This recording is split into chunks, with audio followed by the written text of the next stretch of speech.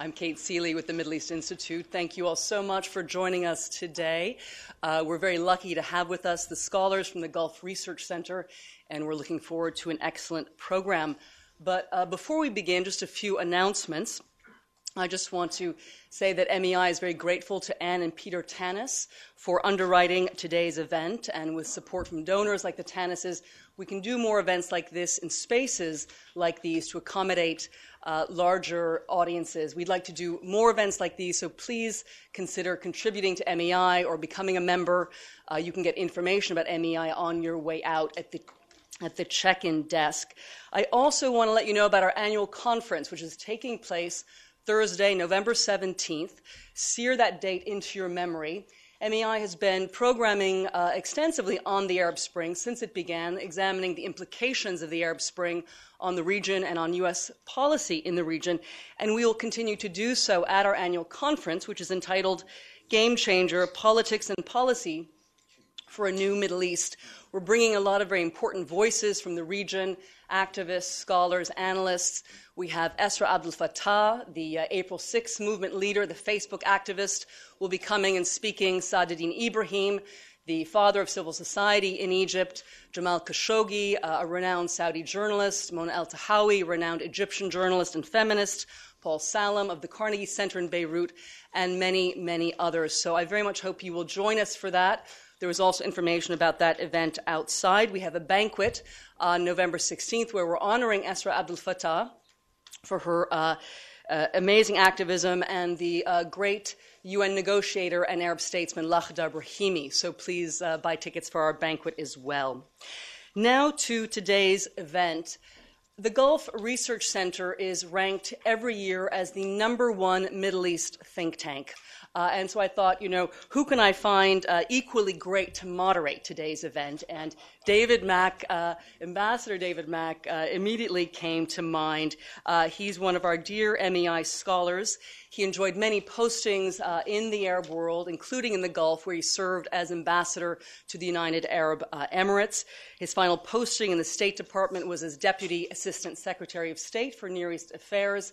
Today he speaks, writes, and consults extensively on the Middle East. David, thank you so much for moderating today's event, and now you may take over. Thank you. Now, one of the things that people used to say when they were criticizing the Arab and Muslim worlds, in fact, they still say it is, why has Islam or why have the Arabs never produced somebody like Mother Teresa? And then they said, and by the way, they've never produced anybody like Andrew Carnegie. Well, they don't say that any longer because the first of our speakers today, Dr. Abdelaziz Sager, is an Arab version of Andrew Carnegie. He made a bundle of money in business. He was a very successful businessman. But then he just didn't sit back and enjoy his wealth. He contributed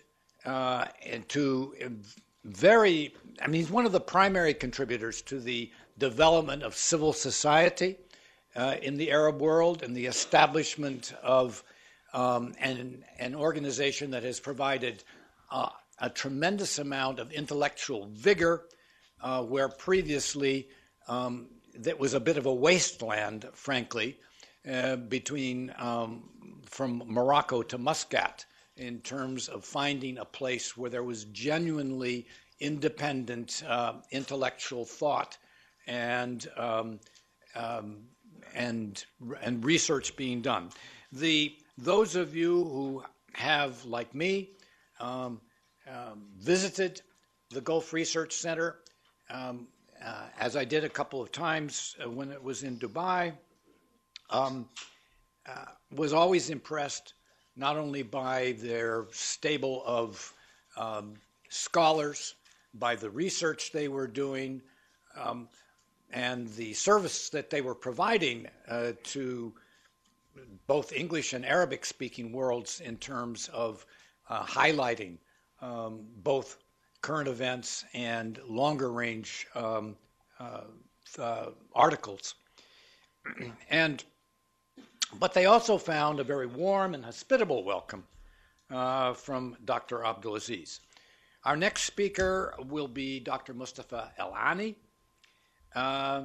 He is somebody that I've known for about 20 years, and he has always developed a keen analytical appreciation and a very articulate presentation on a whole range of issues. I only wish that when I first met him some 20 years ago, I had paid more attention to the skepticism which he was applying to the claims of the Iraqi opposition in exile at that time. It would have saved me from finding out the hard way the truth of what he was telling me. The third speaker will be Dr. Christian Koch. Christian is one of the leading scholars, a very prolific scholar on the subject of the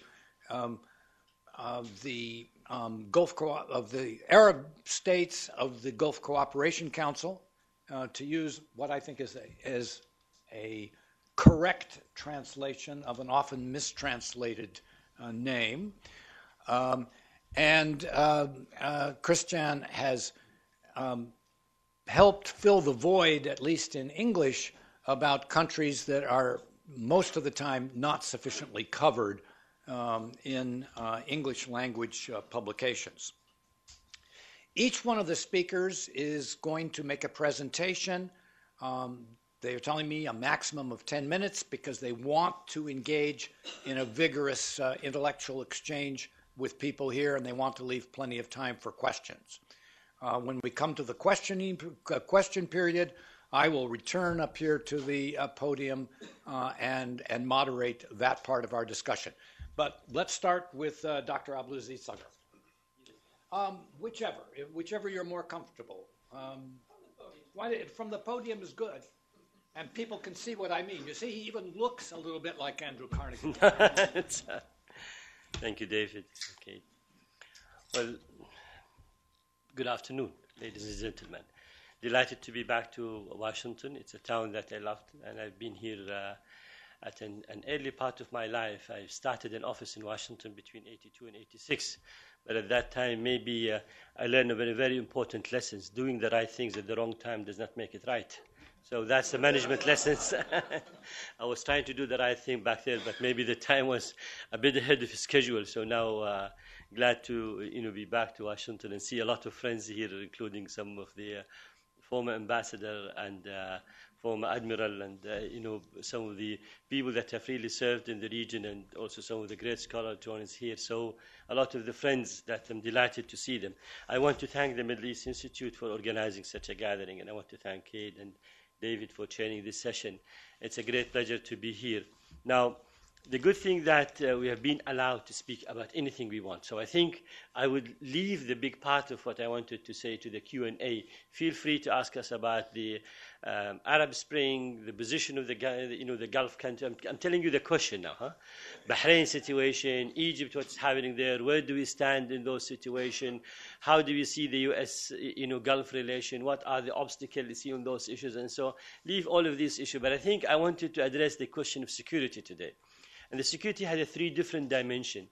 Domestic dimension, which is very important to address, and this is what I will go through very quickly. But also we're going to address, my colleague Mustafa will address the question of regional security, Iraq, Iran, Yemen, although this is my subject, but then we decided to split it between us. Counterterrorism issues, and the Afghanistan, Yemen, where do we stand in those issues? How do we see the threat? What are the key important issues when it comes to the security dimension? And Chris, of course, will take the international dimension on that one. Is the U.S. regional power declining by the withdrawing some of the capability there? Who is going to replace that one? What are the economics situation, its impact on us and on the international dimension? There's a lot of interdisciplinary between the different topics and issues.